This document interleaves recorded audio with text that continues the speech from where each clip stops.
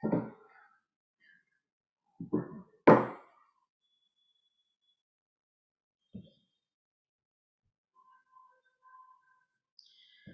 and welcome everyone. Dear members of the audience, a very warm welcome to the very first Digital Adda Roundtable discussion on the topic Skill-Based Learning, the Change Agents. Currently, India's population is the youngest in an aging world.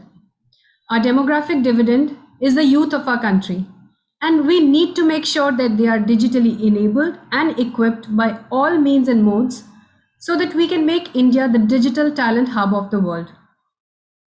Did you know we are next only to China with a supply of 2.14 million STEM graduates annually? But only 35% are employable in the tech sector, owing to the disconnect between university curriculum and market demand.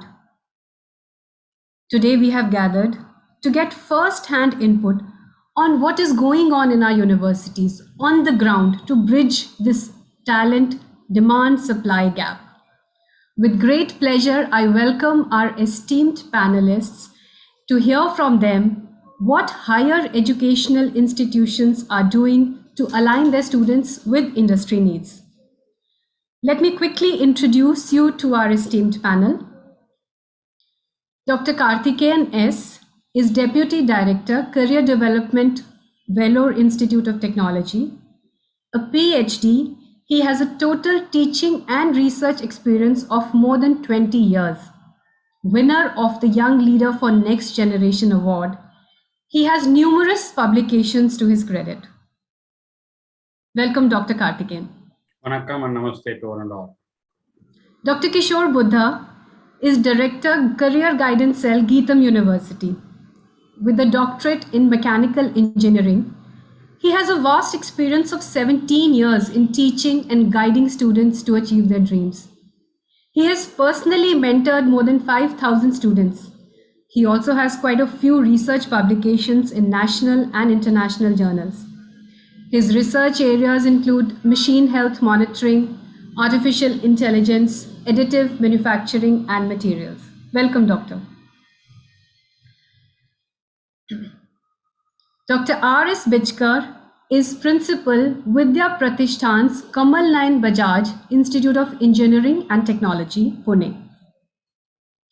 A PhD under his belt, he has more than 35 years of experience. His institute is one of the most active on FutureSkills Prime, with more than 90,000 students taking up at least one course on the portal. He himself has mandated machine learning hackathon for all students and has also considered the hours spent on learning as part of attendance to encourage the participation. Professor Dr. Anish Gupta is Additional Director, Apex Institute of Technology, Chandigarh University. He has more than 21 years of experience in academics, in which he has authored 2 books, more than 30 papers, and is a guest editor in various journals. He has 5 Indian patents and 8 copyrights to his credit. He has also been awarded as the best faculty by Honorable Minister Dr. Mahesh Sharma in 2016. Thank you, sir. Good afternoon. Professor S.B. Pavar is head of the Industry Institute Interaction Cell at MGM University's Jawaharlal Nehru Engineering College. Teaching, engineering, management, learning, sports, films, music, economics, India, connecting the dots, says his Twitter profile. A gold medalist in MTech, he has published several research articles. Besides other things, he has initiated innovative and multidisciplinary academic intervention in the form of engineering exploration courses for first-year students of undergraduate programs. Mr. Satish Paruchuri is Director, Industry Engagements, Sri Vishnu and BVRIT. A computer science engineering graduate, he played a key role in Jawahar Knowledge Concept Center in Andhra Pradesh, the first ever large-scale initiative in India for bridging the gap between government, university, and industry to improve the employability of engineering students and creating a level playing ecosystem for rural and urban students. This helped more than 1 lakh graduates and facilitated employment for 20,000 plus graduates directly. Mr. Satish has been active in education and skilling panel at CII Andhra Pradesh, Telangana, and the southern region for almost a decade now. Next, but not the least, Mr. Rakesh Kumar Singh is Head External Affairs and Corporate Relations at Bennett University. In his previous assignments, he has helped leadership and strategic roles in Amity University and Ansel University. He's an MSc in Chemistry and an MBA with specialization in marketing. And I hand over to the moderator for the session, Sridevi Sira, heading FutureSkills Academia. She has 22 years of experience, is part of several academic boards, an avid reader, and she champions the cause of skilling and talent nurturing. Over to you, Sridevi. Well, thank you, Kamna, for this wonderful introductions. Before I start, I must acknowledge together, all of us on this call, I think we'll have about 120 plus years of experience collectively. And that's something immensely knowledgeable for all of us to mutually contribute and understand and, probably learn from all of us. On that count, we just wanted to look at what is happening in the world or the ecosystem around us. One very clear point for all of us in the last 24 months that we have observed is that talent, skill have become very, very integral parts for all of us. Talent nurturing and skill building are the words almost we hear 10 times in a day. What is the skilling agenda all about? Why is it so important that everybody, each one of us are talking about skill is something that we all wanted to understand and probably spread it out. What best to get all of you together on this chat to understand what is this all about. As academic institutions, it's very difficult for all of you to, keep pace with dynamically changing skilling ecosystem. How do you think, this question I would like, Dr. Karthikeyan to start off with. Karthikeyan sir, how do you think academic institutions are dynamically meeting these changing requirements of industry? Whether we talk about curriculum, whether we talk about employability, the skill is becoming a very, very important point for us. How, as an institution, you are embracing to these changing requirements? Thank you. We have understood what is the demand of industry and where is this digital world taking our students or leading our students as well as the industry 4.0. Based on this, we have understood the gap and then we have set up our curriculum having industry members on our board of studies, and we have tweaked the syllabus according to their demands, be it mechanical, be it civil, be it the computer science or IT or electronics. We've got industry people on board. And a big plus point for us was having a collaboration with Nasscom for the FutureSkills program, where we have mandated all the pre-final year students to take 4 different programs, especially on IoT, cybersecurity, product design, and data management for all the pre-final year students who want to bridge the gap, what the industries are in need of. So more than 7,400 people got benefited out of this. And we have also tied up with, this is for the previous year. This year, we have got another 8,400 students who have registered across all the 4 campuses of EIT. And apart from that, we also ran typical programs which are guided by industry mentors, and they have set up the syllabus like TCS running a BTech CSC with business system, and Virtus are offering a 5-year MTech software engineering. This is where we are fine-tuning and helping students to align with the industrial requirements and the gap which is there existing in the market. That's great, Dr. Karthikeyan. I think I would also like to hear it from Professor Paruchuri. Satish sir, I want to hear it from you. How are you tackling this dynamically changing requirements? How are you keeping your students abreast with the latest trends? So I think, Thanks a lot for inviting me to be part of this panel. What Mr. Karthikeyan had said, is what I think every institution is doing across India. If you take some of these branches that are there for like mechanical, civil, the syllabuses are, they have been there for decades. They have not changed much.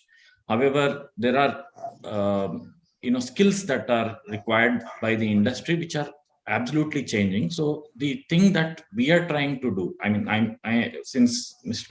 Karthikeyan had mentioned some of the things, I'm trying to cover few other things that we are doing. So bringing multidisciplinary approach to engineering branches is very, very essential. So that is what we are working on by kind of establishing centers of excellence or some labs, which kind of brings students from different disciplines. For example, mechanical and electronics come together for automotive electronics lab, or a robotic lab, or a mechatronics lab. They try to do things, and we have another medtech related. It's a we do this program. We've been doing this program for almost a decade. This is into assistive technology, creating low cost devices that can help to people with disabilities or elderly. So this is across all campuses we have this lab. So students from second year are brought into that lab, and then they develop projects by going to some NGOs and picking up the requirements, and they go through also the required courses in building some circuit or designing an equipment, etc. And thereby they are learning a lot of skills which are interdisciplinary in nature. And when they go to industry, the industry doesn't look at, are you a mechanical engineer or are you an electronics engineer? They need to have the approach towards building a solution for the problem. So that is what is our complete focus is on. And I think I'll come back later. Yeah. Very good, sir. I mean, that's interesting to see that you're also covering the multidisciplinary, element part of it. I'll move on right now to Rakesh ji. Professor Rakesh, what is your take? I mean, what is your institute actually doing in terms of embracing to the skills? You're on mute. Yeah. Hope I'm audible now. So thank you, Sri Devi. We have to, understand a couple of points before, we delve deeper into this discussion.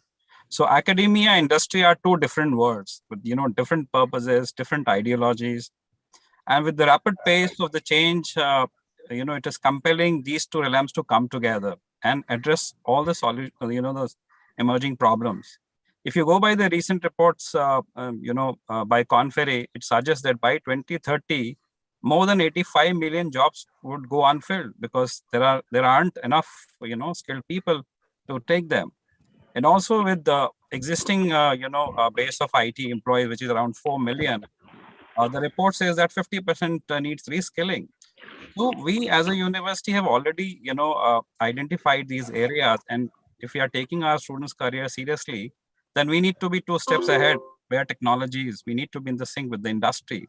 And therefore, we have realized that with Future Prime Skills having vast repository of learning programs, which are relevant with relevant industry certification courses, not only on emerging technologies and professional skills, it is very, very important that we adopt these programs as soon as possible. And therefore, we in fact entered into a discussion with Nasscom, and we have identified certain certifications. We were already, having a lot of certifications for our students, but accessing those vast repository was something which was an imperative for us. And with new emerging technologies, which are coming up very, very fast. Every day we see a new technology coming up. Therefore, we need to have, a support system from the industry, and particularly from Nasscom, we see that there is huge opportunity to collaborate and provide our students with the relevant certification and courses. So we are an early adopter and we are reaping the benefits also. Our last couple of batches have gained significantly in terms of not only good opportunities, but obviously, students have these aspirations of higher packages. So we have been able to address those issues. And going forward, I think the scope has to be broad-based to bring more people, more students in this fold and have the adoption done as quickly as possible. Thank you, Professor Rakesh. And that takes me, interestingly, you covered a point of demand-supply gap, and that's what I was more keen to also hear it from Dr. Anish. So everybody talks about this demand-supply gap, and everybody is saying that we are trying to do something to fill these gaps. As an academic institution, what is it that you are actually doing from your side to fill this demand supply gap, and what are the key things, or one or two things that you're actually doing to to fill these gaps?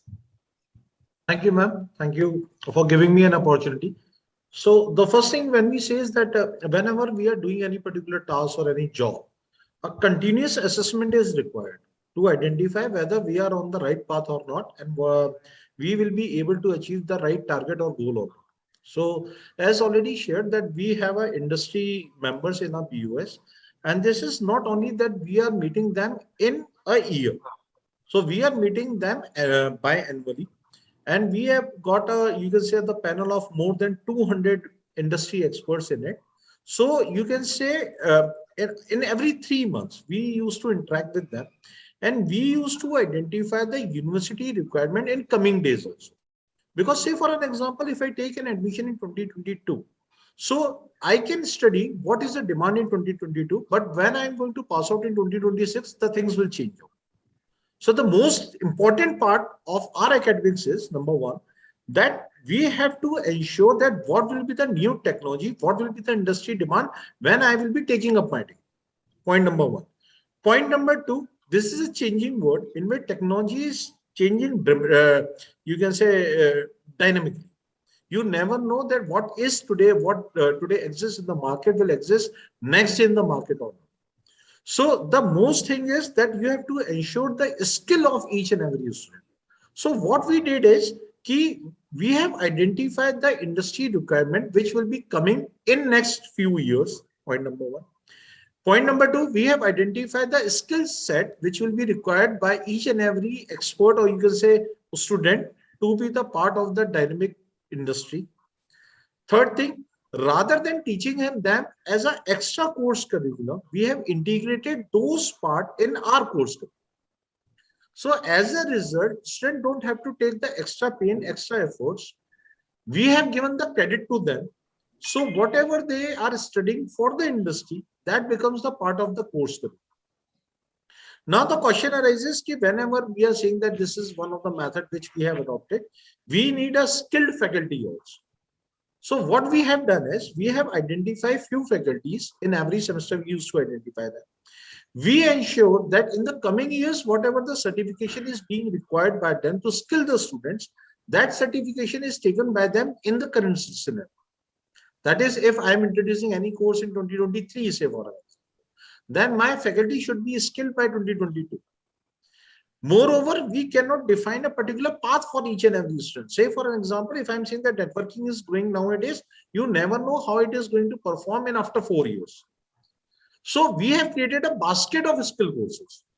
So a student has got the flexibility that he can choose any of the basket as per his choice, which he or she can adopt it as a part of a course curriculum in which he or she will be giving a credit for it, and they can perform and get themselves ready for the industry after 4 years or after 3 years when they are going to complete their.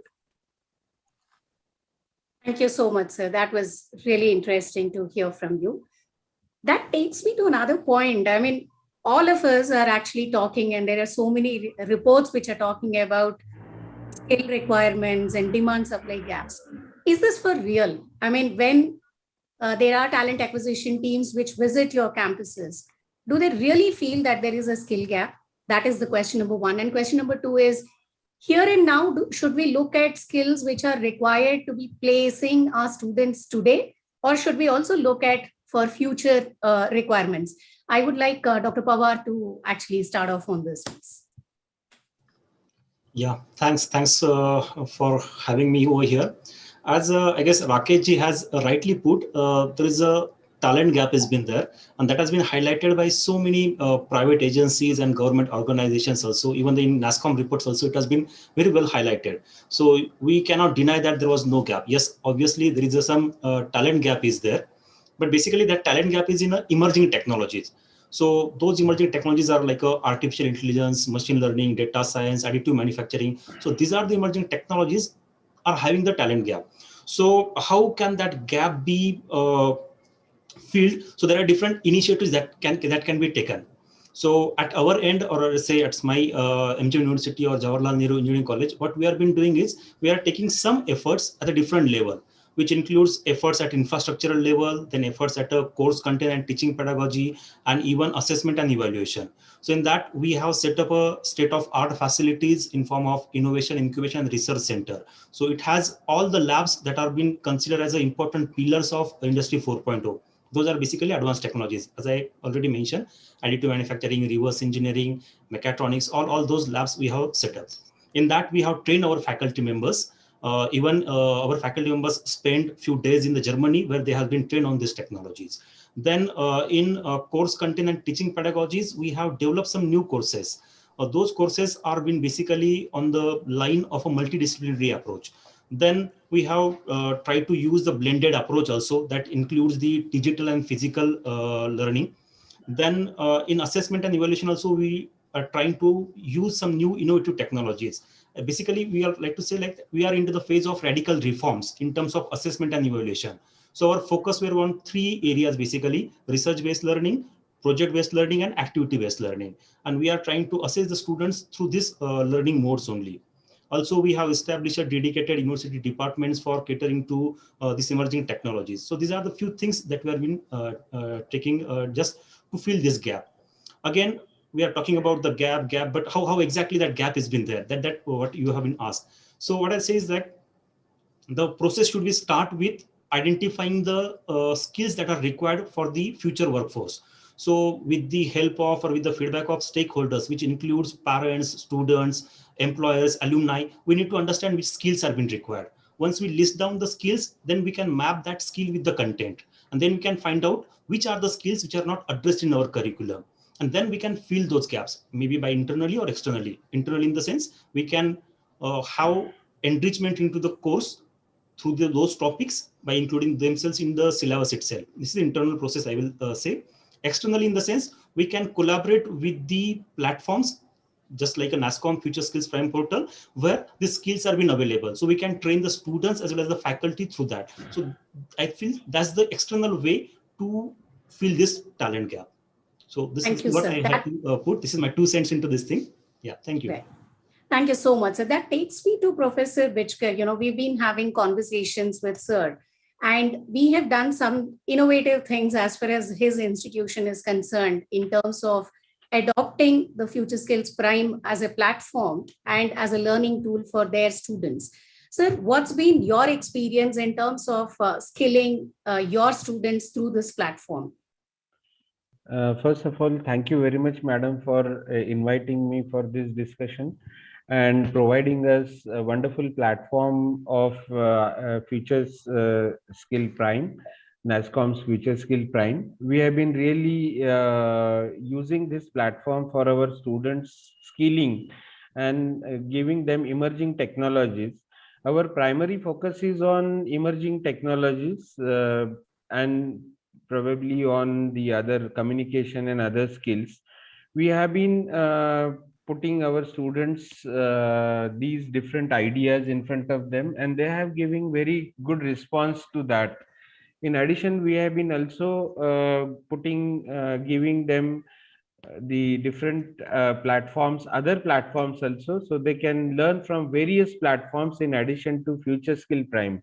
But one of the best thing that I liked about FutureSkills Prime platform is that this is a platform which has been done by Nasscom, And all the industries in India, they have been giving this software industries in India, they understand very well what are the requirements of this industry, and they have given the content which is very suitable for our students.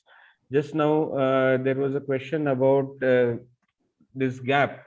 There's a huge gap. We feel there's a huge gap. There's a gap about communication skill. Our institute is a rural institute, and most of the students face this problem. There's a gap about aptitude, personality, uh, and interview skills. And this is about one, their confidence is also often low. And another, on other side, they have problems with the fundamentals. They also have problems with the emerging technologies, getting the right content. We are flooded with now so much content. But as I was telling, the best thing about this Future Skill Prime is that it is given by Nasscom. So the courses are very well suited for becoming industry ready, job ready. And another point is that there is a good government support also for this. And those students who are poor, they can certainly get a lot of financial support through these courses. They get certificate from government as well as Nasscom. That certainly makes it more useful, and our students have been responding very nicely to that. As you have already mentioned, madam, our students have participated in big number in one of the hackathon, and the students have done that course of linear regression as well. In days to come, I am sure that students will participate more and more on this platform and get more certifications. Thereby, we will be able to bridge the gap as well as achieve the other objectives that for which this entire platform, Future Skill platform, has been set up. Thank you. Thank you so much, Professor Bichkar, for this. Sir, I think I would request Professor Karthikeyan to, talk about this. So when we talk about emerging technologies, when we talk about these, skilling challenges, quality becomes a very, very important point for us. How do you ensure that the right quality is being set up, and how do you ensure that that standard is actually maintained in terms of, teaching and, offering learning for your students? I'm also talking about not just the teaching part of it, but also I'm talking about infrastructure and all the other elements as well. Got it. When we talk about quality, we make sure that our faculties are taking at least one certification in a year. See, Future Skills, we're part of Future Skills and train model. We have now got more than 90 faculties who have become master trainer.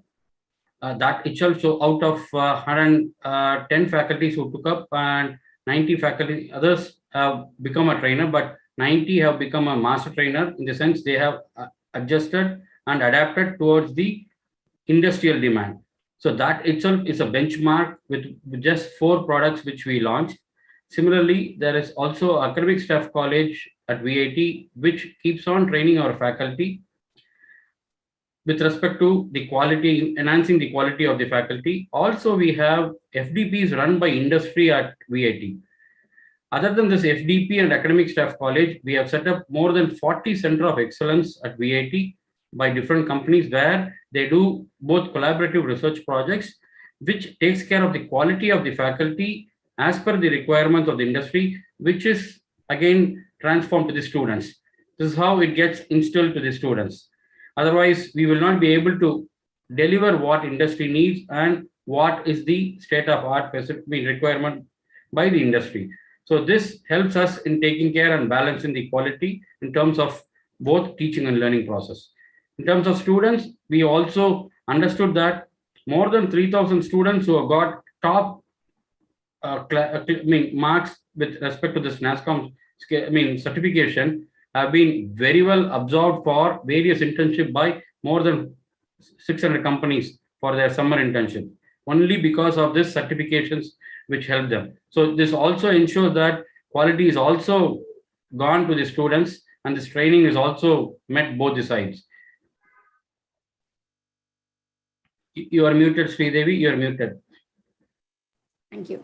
Thank you, sir. But with that quality in perspective, now I will move on to Dr. Kishore Buddha. Dr. Kishore, it's very important, and that's a point that even Professor Bichkar highlighted. So there are two elements that I would like to hear from you on. When we say that it is important for us to ensure that the professional skills are also, imparted to the students, who has to take about this? I mean, when it is fundamental skills, and that is something that we are seeing, Kirti is also mentioning in the chat. Whose responsibility is it, and how do we do that? And as far as professional skills or internship related trainings are concerned, how, as an institute, you have actually adopted these things? Over to you, sir. Thank you, Sridhar ma'am, and hi to all the panelists. Quality is a very big word people will talk about, and it's a kind of blame game where I don't have the skill set and they have not taught me properly. But WhatsApp is a kind of technology, nobody trained anyone, and each one of the student learned on their own. Instagram is for another example kind of thing. I'm bringing to each one of the student community here is, it is the individual to learn on their own. Technology is available everywhere. Okay, yes, Geetam is concerned, we are preparing our students in such a way that, throwing them into the ocean and making sure that this is the next area where you need to come out of that. Cisco is a kind of company where never visited Geetam University earlier. But with the help of Nasscom FutureSkills, we don't even know that there is a course available in the Nasscom FutureSkills. So 5 of our students participated in a kind of hackathon, and the same teacher delivered the lecture for all the 700 students, but only 5 students participated with the competition, and 3 of our Geetam students got the full-time employment with the Cisco. So answering the question to Kirti also, the point is it's individual responsibility to grab the knowledge from the resources that are available. I think this is my perception. That's interesting to hear from you, Dr. Kishore. Now, I think let's move on from here, and we want to also understand a little more from the policy perspective. We have NEP 2020. Now, all of us are expected to, really rally down with that, and there are so many changes which are proposed through this NEP. How, as an institute, you are aligning your content to the qualification standards, NSQF standards that this policy is actually highlighting, and there are recommendations of introducing online learning into the academic framework. As an institute, how are you trying to adopt this and brace towards NEP? Over to you, Dr. Satish. Yeah. I think we are all, NEP is a great framework that is really framed for the Indian educational institutions at futuristic goals. There are a lot of disruptive ideas which are packed into it. I mean, the way you look at it, it's an opportunity, and it's a great opportunity. So, for example, to start with the online education. So how we are embracing with online education, and also with the quality framework.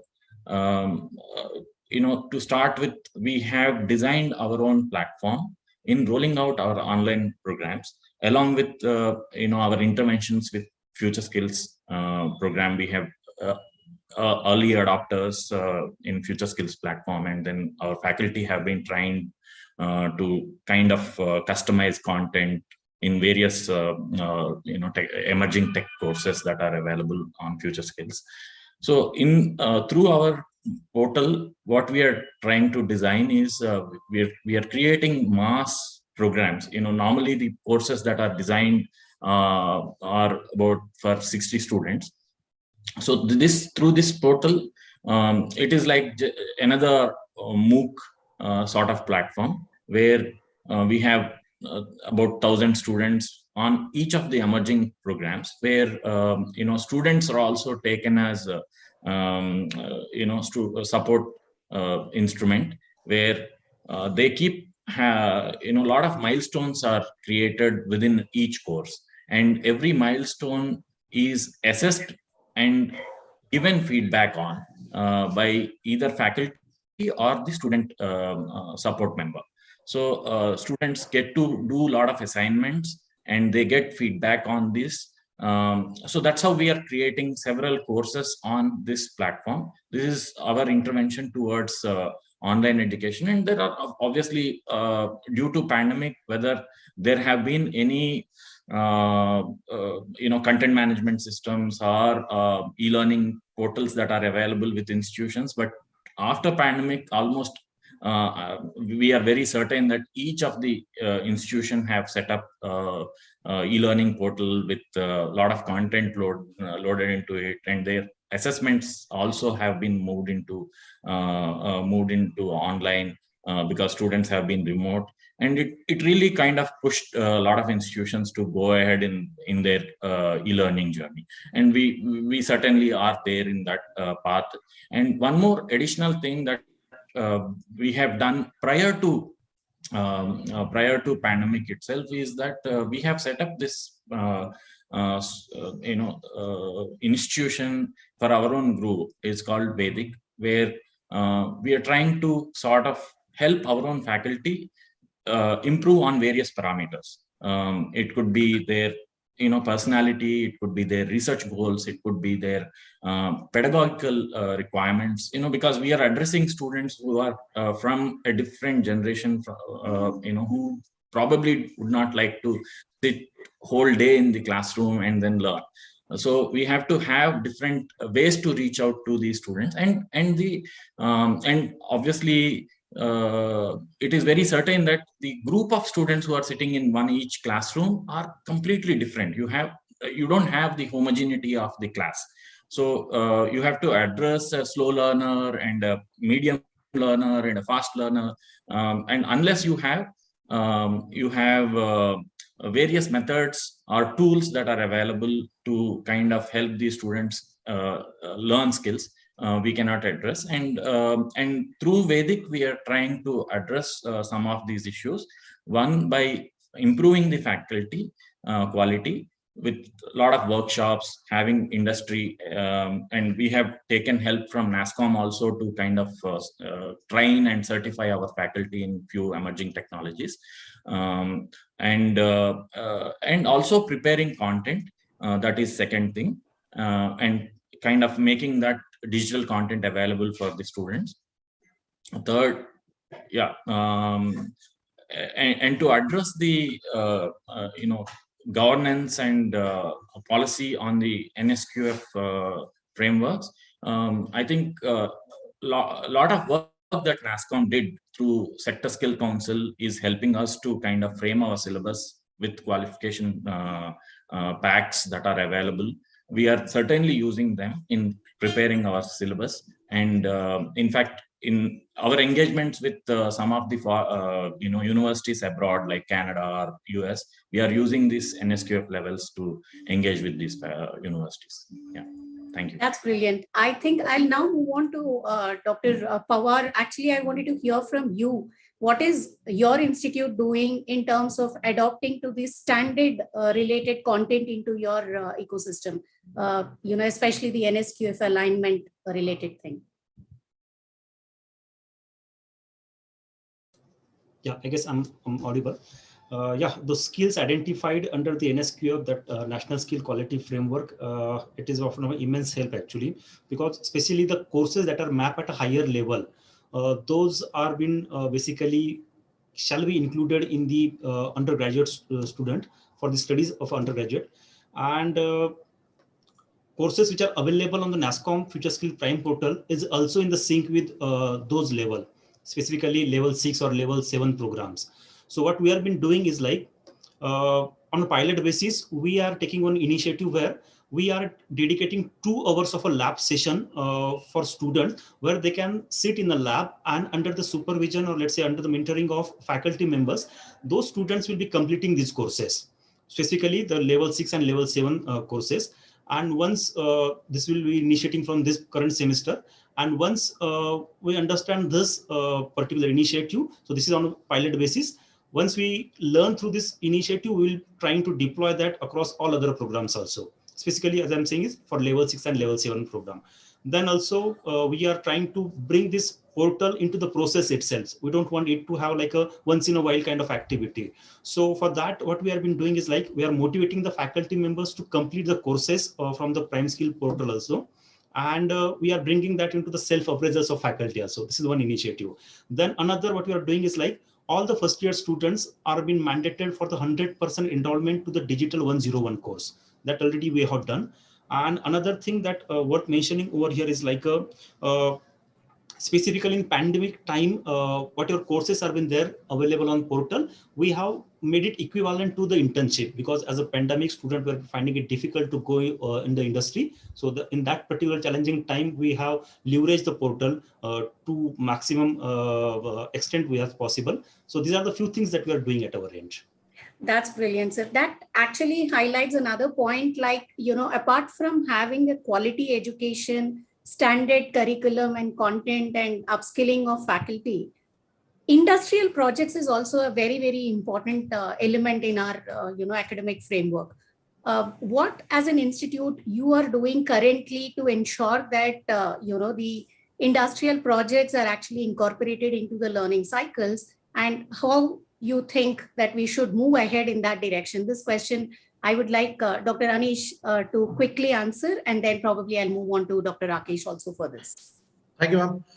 So when we are talking about the Apex Institute of Technology in Chandigarh University, so we are running industry collaborated courses. So all the 11 programs in B, what we are running is in collaboration with IBM, TCS and Virtusa. So you can say that the IBM, TCS and Virtusa mentors, or you can say the trainers we are getting from the company to our campus. And they are teaching the student about the latest technology, and they are taking about the care of the industry projects, which is in demand in current scenario as well as in the coming years. So what's what happened in general way that we used to keep a project in every semester for, say, for an example, for 3 or 4 semesters. The student has the flexibility that he can change the project in every semester. So we have stopped that, because in every 3 months or 4 months, he is going to change the projects. He is not able to implement those particular projects in depth and up to the mark. So what we have done is we have identified the basket of the projects. We have identified the industry partners. In that particular basket, a student has to complete the complete project in 2 years. So what they used to do it, they used to break the project into 4 parts according to the different levels as per the knowledge what they are attaining in every semester. And accordingly, they used to complete that particular related model in that particular semester. Say for an example, if I have got to complete 8 modules, so I will divide those 8 modules into 4 semesters, such that in 4th semester, if I in 5th semester, I'm studying something, then only that related part needs to be implemented in the project. So once I move to the 6th semester, in that case, against what technology I am studying, that will be integrated into the project. So once I will be graduate, in that case, I will be having a good project in which I have devoted almost 2 years to implement in depth under the mentorship of the industry experts. So we are kind enough, we are good enough that IBM, TCS, Virtusa, no doubt, Nasscom is also playing a vital role. And all these are playing a vital role as a mentor for the projects of this. Appreciate that. I will move on with the same question to Rakesh sir quickly, if we can hear from you. Then I think we will move on to something more interesting. Okay. So at Bennett University, we are taking step-by-step approach. What we're doing is, therefore, we are offering specialization and encouraging students also to choose this specialization from very early on. So we have introduced, some 13 specialization in, all the emerging technologies like AI, ML, data science, IoT, blockchain, AR, VR, robotics, etc. And first year, we are treating, the course as a foundational course. We are orienting all the students towards all these specialization, and we are encouraging to choose a pathway immediately after first year. The second step is we are encouraging all these students to, pick up relevant projects, mainly research projects, because we don't want to expose them early in the industry, like after the completion of first year, not even in the second year. So therefore, we are encouraging the students to take up research projects, in the relevant area. And therefore, we had multiple tie-ups in all these emerging technologies with the industry. And then third year, we are encouraging the students to go for industrial projects. So this is the step-by-step approach we are doing. And therefore, we have done tie-up with, not only industry, but certification bodies, certification providers, like Nasscom, Future Prime, etc., to make sure that the students understand the deep tech and the emerging technologies. And then he or she will be enabled enough to, take up the job opportunities in their interest areas and do well, therefore, in times to come. Thank you so much, sir. That actually takes me to another, the last point. I think maybe we will do a quick rapid fire kind of response from all of you. This is more got to do with employability of our students. With standard certification, with proper skilling and whatever they're learning in the college ecosystem, what are 2-3 things that you are actually doing to ensure that employability of your students is enhanced? Because one side, we are all comfortable, we are doing whatever is required is our feeling, but statistics actually, when we look at it, they show a different picture about the employability of our students. So I just wanted to quickly hear from each one of you on this point, because employability is a very, very important element for us. We'll start with Dr. Karthikeyan. As a quick fire, I would say we have given 2 coding courses for any engineering grad. That's one, which will help them to understand the agility towards the employability and the requirement. And also we have imparted soft skills for every student from first semester onwards. Other than that, we also have associated with 25 top industries to give industry certifications, which will give 2 credits for them. And we have also got more flexibility in our credit system, whereas this with the future skill, what we are giving, which is giving them additional 8 credits. So all these things are adding weightage, and we also mandate our students to participate in hackathons and any kind of competitive things, and they can take up their internship, for which we are also going to give them 20 credits. So if they get through this, VIT is giving industry a big weightage. They can do their internships in industry, and mentors from industry are going to evaluate for this internship program. So 6 to 10 months of industrial internship is what we are encouraging. So that helps us in these requirements as per your question. Thank you so much, sir. We'll move on to Dr. Kishore. What is your take on the employability perspective? Dr. Kishore?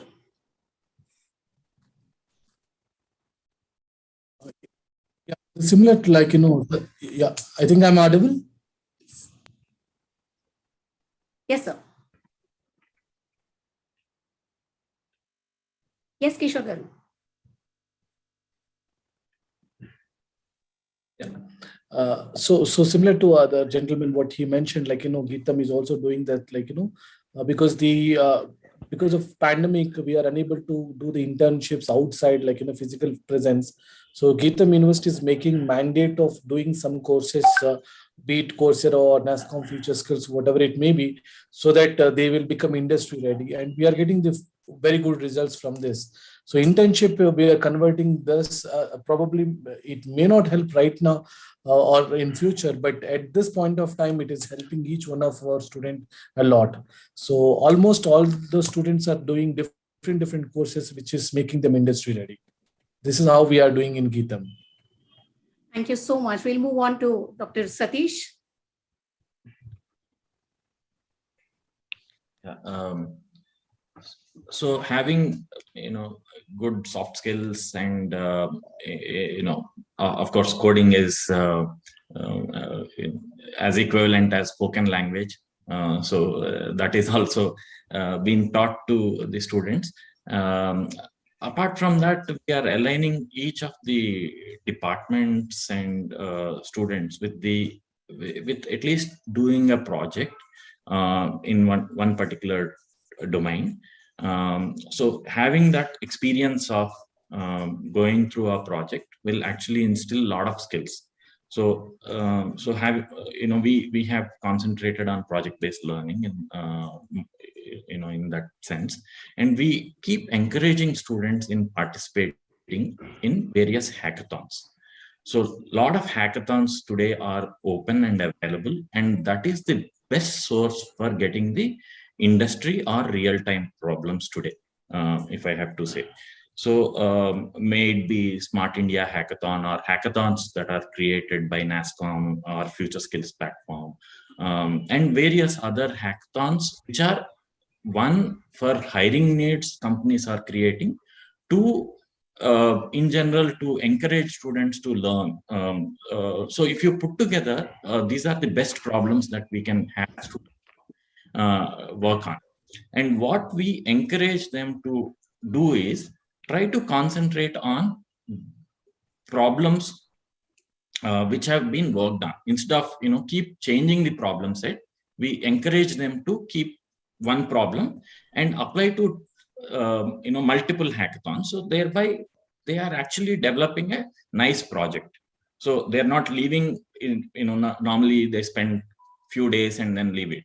So instead of that, we encourage them to keep working on that problem. So they have they can utilize that project in or they can become an entrepreneur with the same idea. So that is one, and obviously certifications play a big role, and we encourage students to get certifications. Thank you, Mr. Satish. I think I'll quickly move on to Dr. Anish. Quick 2-minute. Thanks, sir. As already shared by every panelist, we are doing the same thing.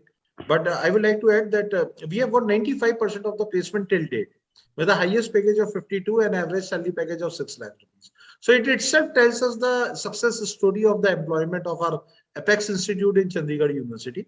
And in addition to it, definitely we have you can say various tie-up with Nasscom, you can say LinkedIn, Coursera, MOOC, NPTEL, and various other industry partners also. The important thing what we look about the employability is that whenever you learn something, definitely you are knowledgeable.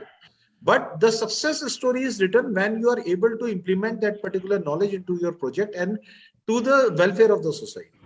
So definitely you can say our industry mentors, our faculty are playing a vital role in it. We are ensuring that whatever you learn through these online platforms, make yourself skilled. That particular skill should also be reflected in your project by your physical. So this is how we are encouraging our students and ensuring that their employability skills should be increased. Thank you so much, sir. Professor Pavar, what's your take on this? Already so many pointers has been added by my panelists. So just try to add again a few things. We are offering a minor and honors program to the students. So we are offering around 20 minor and 11 honor program to our students. Those are basically in the emerging technologies.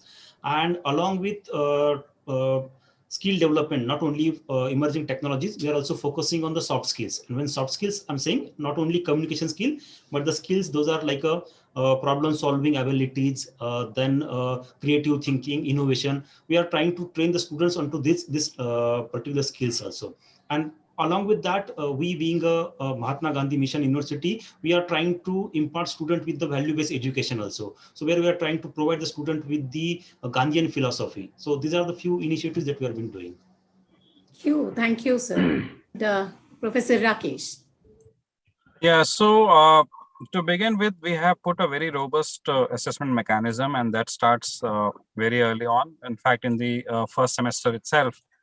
And so we put the students to an assessment whereby their skill mapping is done. So we test them on their behavioral skills, their aptitude, attitude, everything, right, including their English language skill also.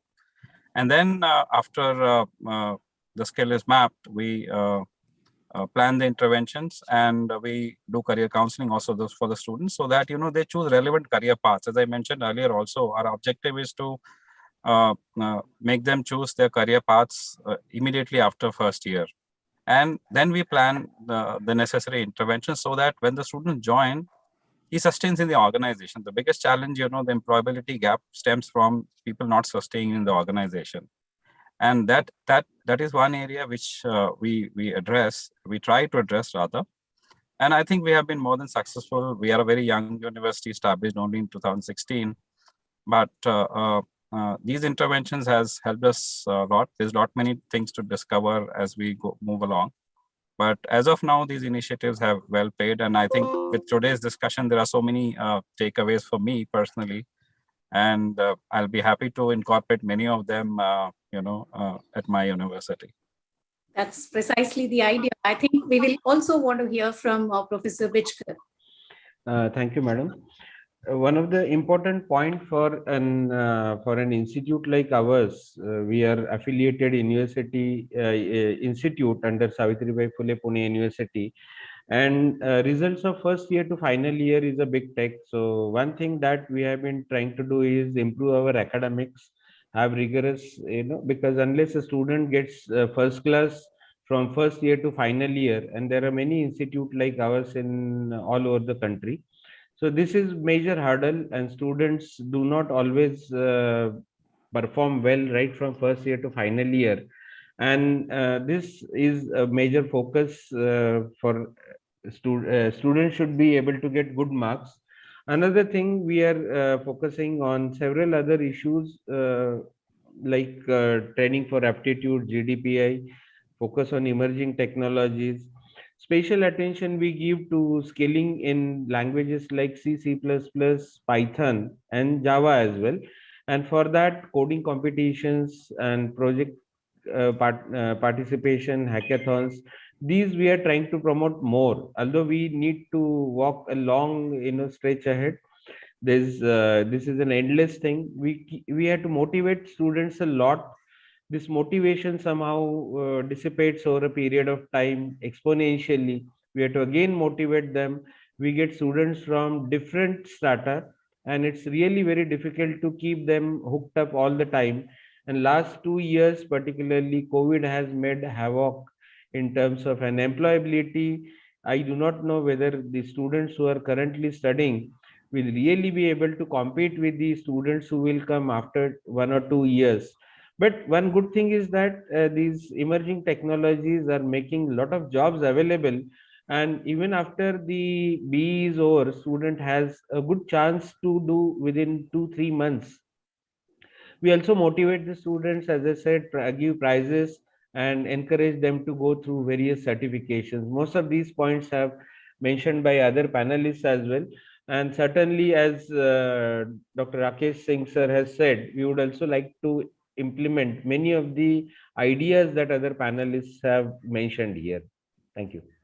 Well, thank you so much, everyone, for this. Let me just put all things into one perspective for all of us as a key takeaway. One, all of us are, really voting for the point that, yes, there is a skill gap and that does exist. We are doing whatever little is possible from our side. The road that we have covered is a little, and there's a lot more to be covered. But we are there on the path, and I think we are looking at the right direction to proceed. Also, it's just not, awareness kind of a technology orientation that we should provide to our students, but also knowledge or skills that the organizations are actually looking to hire. So that becomes an important element, whether it is technology, whether it is professional skill. And the best way to demonstrate that a learner is skilled enough and is competent enough to actually get onto a particular job role, the kind of assessments which are actually used are, really working as a good tool for organizations to filter the best of the talent for themselves. And I think that is, in a way, the industrial projects, the hackathons, the internships, whether virtual or otherwise, these are all things which are contributing towards that game. And to also ensure that, majority of our students are just not becoming, job seekers, we also want to work towards the point that they also should become job creators. That's where the COEs and, the kind of research projects that our students are working are going to be helpful for us. Also, to ensure that via the FutureSkills Prime platform, whatever we have done, the next thing that we are all set to do, and this is something that I want to share with all of you today, is we are all set to do our, career fair. We have our SME companies which have come forward, and they've been kind enough to help us plan together a career fair, which will happen in first week of April. this is some information that you can pass on to all your alumni as well, apart from the student who is already there in the ecosystem. And that will tell us, how more, the agility of learning and how constantly is our student learning is something that, that will be a litmus test for them and for us as well, because that way we would have nurtured them. And, the kind of projects and the project-oriented learning, and especially the faculty skill development, and that point came up as a very important thing from all your conversations. That's a good thing to do, and let's keep planning towards that. We will contribute more and we will learn mutually from each others, and some of the best practices that I have actually noted down, and this will be very, very helpful for our conversations also. And, we've been hearing, and this is something as a closing remark, I want Dr. Karthikeyan to close it with what has been his experience, or what is it that he's been hearing from industry when they are actually coming down to, look at your students. Dr. Karthikeyan, and then we will close it. Thank you, Sridevi. And I would like to thank Nasscom for this wonderful opportunity, and especially all the co-panelists who are here, patiently listening to all our points which we are discussing. As I note, what I felt is that this current scenario, what Sridevi, can you repeat the second part of your question? I wanted to understand what is your experience when recruiters are actually coming to your. Yeah, when we get to see, we get about 800 plus companies visiting on campus. We have a specific feedback mechanism to understand what is happening and how did they feel about our students' performance, not only with respect to their examination pattern, but also to their subject knowledge and their attitude and everything. See, we understand only one thing. This current generation of students are very much aware of the new technology which is coming in action or which has changed their life, like AI, ML, or blockchain. You name anything in any of these subjects, they are aware of it and they know it, but they are on the surface level. They need to have more practical knowledge, or they should have taken up that as a continuous flow. They keep on changing. I understand there was one panelist who was talking that they keep on changing their projects and we have blocked that. That should not happen. They should try to fix in one particular line. They should be strong in that fundamental. I also saw there was a question from Kirti said, asking about who has to teach fundamentals. Yes, when we teach about fundamentals based on the curriculum, students should also put in extra efforts to stick to that fundamentals and reach to the height what industries are requiring. So that's what industry people give us as a feedback. Students are too good, they do very good projects, but they should also stick to their fundamentals. They should not leave away their fundamentals. For all of us, it's the basic funda. The more we are sticking to this basic funda, not only helping them to their career development, but also for their life development, for their future life. So if they don't forget their fundamentals, bingo, forever they can be employers, and instead of job seekers, they can be a job givers as well. Thank you so much, Dr. Karthikeyan. I think that you've hit the nail on the head, and it's very heartening to close this discussion on a positive note that our demographic dividend, that is the youth, are very well aware, but they need to be, kept on track.